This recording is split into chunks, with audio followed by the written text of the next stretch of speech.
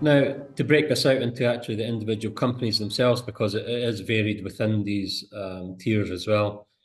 We're looking at the first 9 months of 2025 here, so it's a 9-month view. And what you can see is, if you look at the R&D driven companies, again, it's slightly down. We are still having the impacts of low pricing. Inventory is becoming smoother. We'll see that in a later slide. But inventory is starting to improve, where that situation had been quite negative before. The distribution channel is a bit more loose now. We're seeing a bit more favourable weather in some regions, boosting the volumes. We're seeing higher areas of soybean and maize in Brazil, higher wheat areas and maize areas in Argentina. That's definitely benefiting the market as well. But you can see, it is mixed between certain companies. So for Bayer, more negative than other peer companies. Of course, glyphosate pricing is a key problem here. So overall, a slight decline in the last 9 months for the leading R&D companies.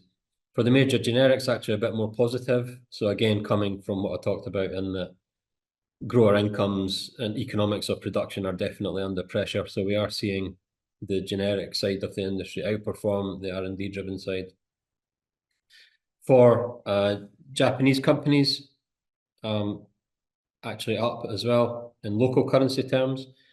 Growth stronger in the domestic market. Japan's actually been performing relatively well in recent years. Sales in overseas markets actually hampered by increased generic competition. So again, Japanese companies much more proprietary focused in their portfolios. So when they go into overseas markets, they are open to much more generic competition. For Indian companies, again, better in the local market and in local currency terms, but higher volumes generally and strong export sales. So obviously these companies are more on the generic side. So they are benefiting from the situation that I touched on. Now, in terms of how we look at this by region, this is looking at the all of the sort of companies that we are tracking in this analysis, but again, looking at the rolling 12-month period, and we want to split it out by region. So you can see actually relatively favourable across most regions.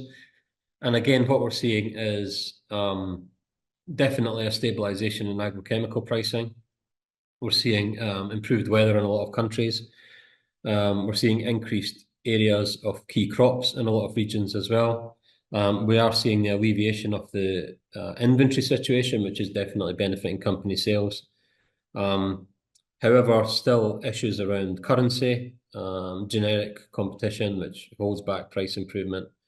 But we are seeing definite stability in pricing, and we are seeing the benefit of new product introductions coming through as well, particularly in Europe and South America in this period. Now, I did mention about the effects of currency. So when we're looking at the market, we are generally talking about in US dollar terms. So when we're looking at other markets, obviously currency translation comes into effect. So here we're charting the movement in the major currencies against the US dollar in recent months. And you can see there has been some fluctuation across many of these currencies. We're looking at a weakening in the Brazilian real, the euro actually starting to strengthen against the dollar after a period of quite considerable weakness. Chinese RMB also weak against the dollar. Japanese yen, much more stable compared to where we were. And Indian rupee actually slightly strengthening against the dollar in recent months. So we are seeing a bit more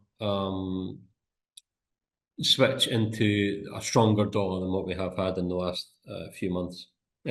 Weaker dollar compared to euro, rupee, and Japanese yen. But Brazilian real devaluation is an issue in the market in that Brazil is such a huge part of the overall agrochemical market. However, a lot of purchasing in Brazil is made through barter or actually in US dollar terms. So the impact of the Brazilian real devaluation doesn't have as big an impact on the market as if it were another major currency, let's say the euro. So while it is a negative, it's not as significant due to the fact that a lot of sales take place through barter agreements for grain or actually in US dollar.